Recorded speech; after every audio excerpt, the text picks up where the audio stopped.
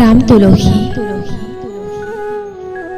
সন্ধিয়া বেলি লহিওৱাৰ পৰত এজাক পক্ষীয়ে আকাশক সুধিছিল, আমি আৰু অকণমান ওপৰত উৰোনে?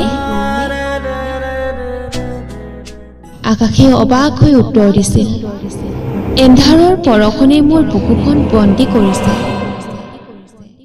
মই কৰ পৰা দিম অধিক উশাহ?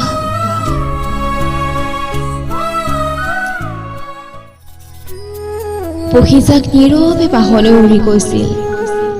সিহঁতৰ দুখবোৰৰ অনুভৱেৰে মোৰ চোতালৰ তুলসীডাল সিক্ত হৈ আছিল আইয়ে চাকি জ্বলোৱাৰ পৰত।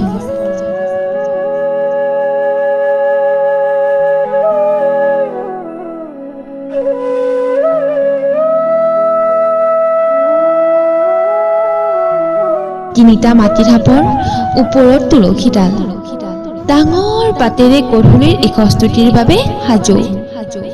আইক সোধো, সন্ধিয়া তুলসীডালে কন্দাৰ কথা।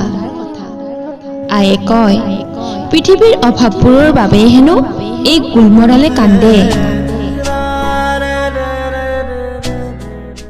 যি পৃথিৱীৰ ঘৰমুৱা পক্ষীজাকক অকণমান উশাহ দিবলৈ অপাৰক এই বিশাল আকাশ। ধিমিকি মাটি চাকিৰ পোহৰত আইয়ে দেৱতালৈ বাট চাই থাকে। তুলসী তলত গধূলিৰ মৃত্যু দেখি কান্দিবলৈ ক'ত আহিব নিশাৰ দেৱতা?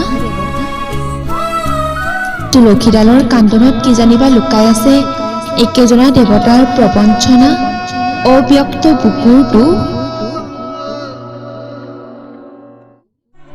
জুৰি এটি সৰু শাখাই জানোচা পোহৰাই এখনি ডাঙৰ চোতাল। তুলসীৰ পাতবোৰৰ মাজে মাজে এন্ধাৰ বিৰিঙি আছে, হয়তো সিও এটি দুখ।